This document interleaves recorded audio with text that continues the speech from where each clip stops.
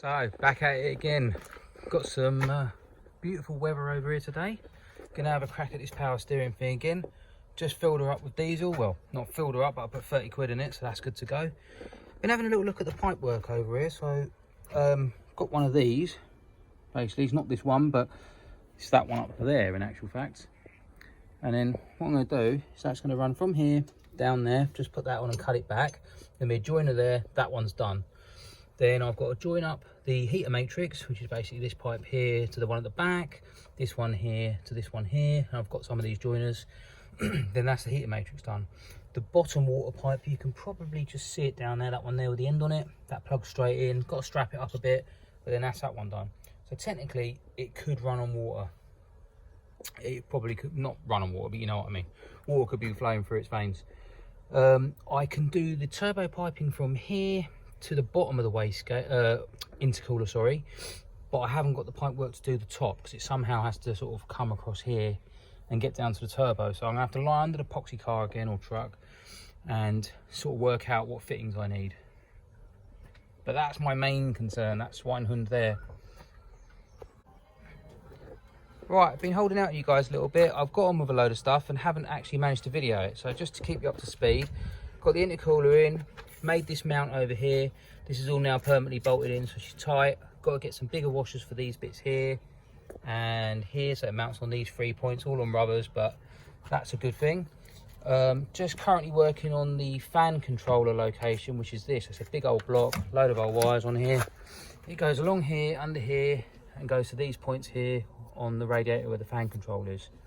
So I'm now going to lift the front on and see if everything fits. Okay, so just to keep you all in the loop, so this is where I decided to mount it in the end. So everything seems to fit perfectly, the front end goes on perfectly, and I'm now just putting some ends on. So we've got 12 volt permanent, we've got 30 amp fused, we've got 5 amp fused. So this goes to the ignition board, which is right up there in the corner, as you well know. Then I've got an earth, and another earth, which are all going to go to this point here where my finger is. And that's that for now. I thought I'd show you guys where I'm up to. Put some ends on these, extended these long ones, so they now go all the way along here, up around here. They're going to be covered, by the way, before anyone notices. They're going to have a sheathing all round there, and they pop out this end where I've soldered them and then put the heat shrink on them.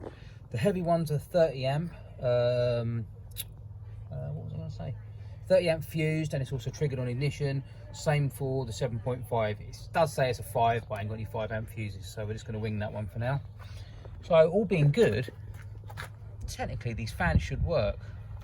Also, I finally finished off a bit of pipe here. So I've got that, which was very kindly donated to me by Ash. Thank you very much, mate. There's a joiner here. Done all of it.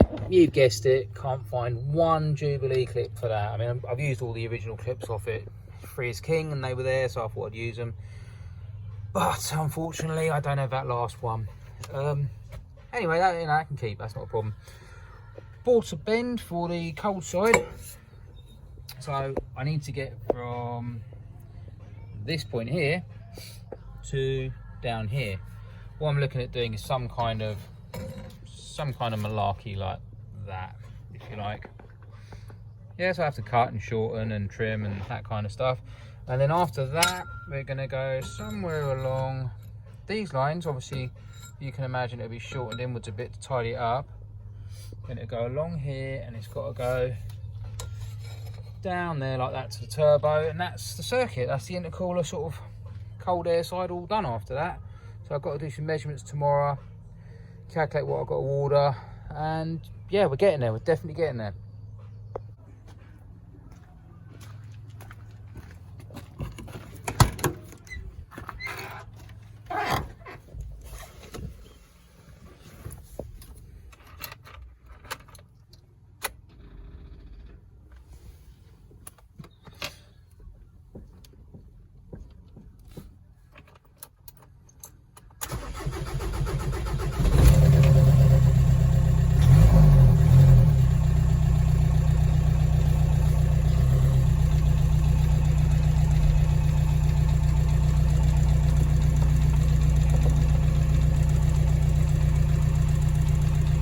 How do you like that?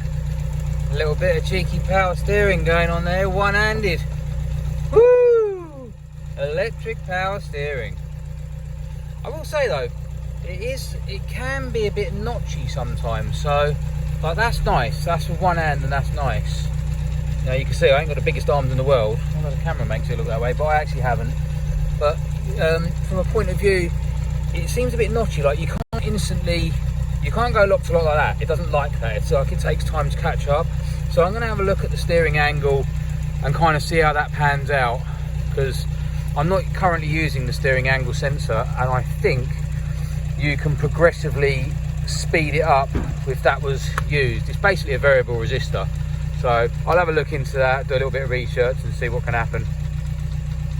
But that's the result. So I thought I'd show you guys this. You know what it's like. Sometimes you just want to do the nice bits and not the crappy bits. Like really, I should be working on doing the clutch pedal, but I just can't be bothered to lie on the floor under there and rip the whole thing out again when I've just done it all up. So instead, I decided to install this.